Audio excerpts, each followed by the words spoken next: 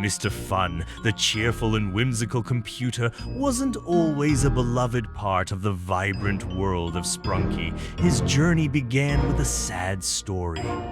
In a small, struggling city, Emily, a bright and kind-hearted girl, dreamed of having a computer.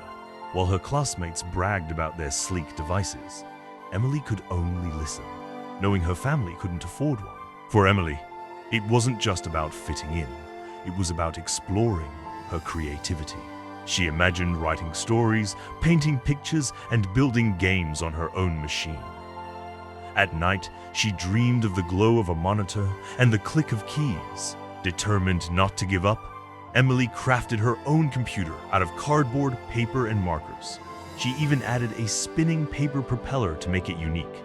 Excited, she brought it to school, hoping for praise. Instead, her classmates laughed. "That's not a real computer!" one boy mocked. Embarrassed, Emily ran to the playground, tears streaming down her face. Her dream now felt shattered. When Emily returned home that afternoon, she didn't say a word. She trudged to her room, her cardboard creation held close, and buried her face in her pillow, sobbing. Her parents, Sarah and Robert, heard her muffled cries and exchanged worried glances. Seeing their bright, imaginative daughter so heartbroken filled them with a deep sense of helplessness. The next morning, they set out on a mission to find a computer for their daughter. They visited every electronics store in town. But their excitement was short-lived as they saw the price. Even the most basic computers were far beyond what they could afford. As the day wore on, their hope dwindled.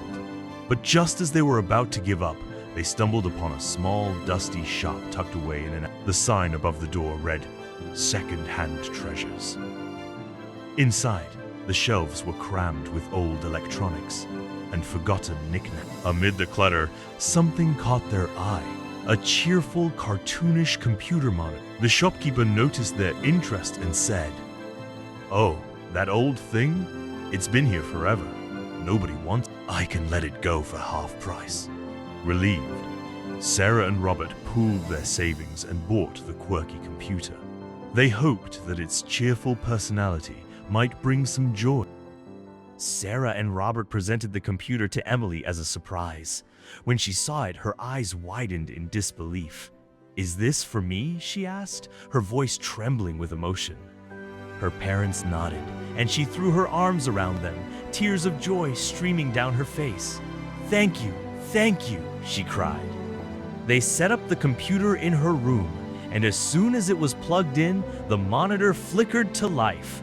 The screen lit up, and cheerful words appeared. "Hello, I am Mr. Fun. Let's make some memories together." Emily gasped as the monitor's eyes blinked and its colorful cap spun playfully. From that moment on, Emily and Mr. Fun became inseparable.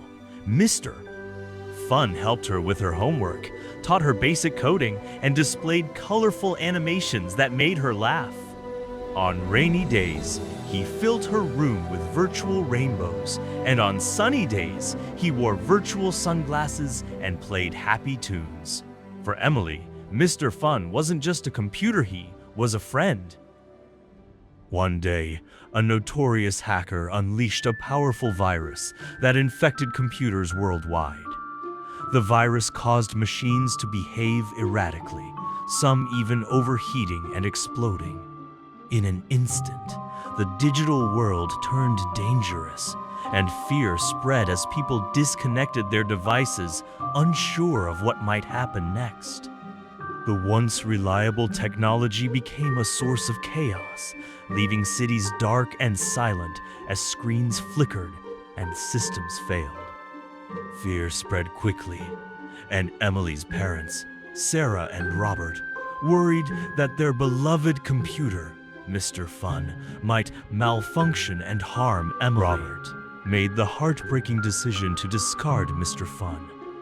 Fearing the potential dangers of malfunctioning computers after the worldwide virus outbreak, Robert carried computer to the junkyard and left him there. Even though it hurt him deeply to let go of something that brought Emily so much happiness.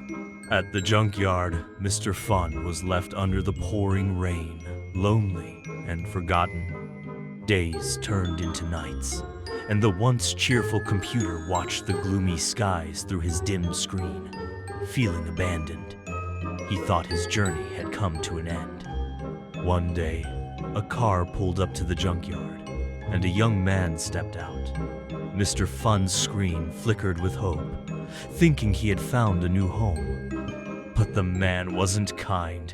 He was the cruelest boy in the neighborhood, known for breaking everything he owned.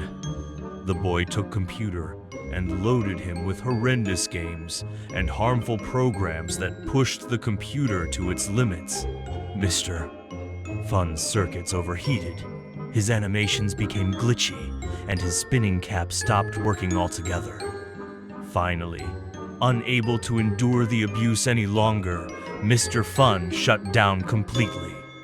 The boy, frustrated that the computer had stopped working, discarded Mr. Fun back into the junkyard. Once again, Mr. Fun found himself among the rusting scraps, staring at the rainy skies. Day after day, he watched people pass by, convinced he would be taken apart and recycled. The loneliness and despair weighed heavily on him as he waited, uncertain if there was any hope left for him. For days, Mr. Fun lay abandoned in a junkyard, surrounded by broken electronics. Rain soaked his circuits, and rust began to creep across his base. He replayed memories of Emily, longing for the warmth and joy they once shared.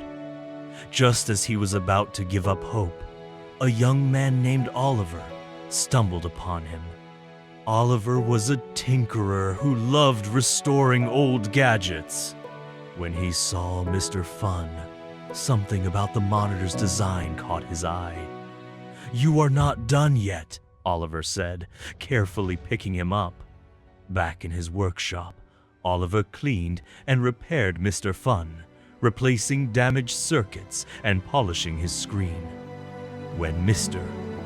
Fun's eyes blinked back to life, his propeller spinning once more, Oliver smiled. "Welcome back, buddy." Though Mr. Fun still missed Emily, he found a new purpose in Oliver's workshop. Surrounded by books and quirky gadgets, he felt alive again, ready to bring joy to a world that had almost forgotten him. Mr. Fun wasn't in the sad, gray world anymore. Instead, he found himself in a bright, colorful land full of magic and happiness. This was the world of Sprunki.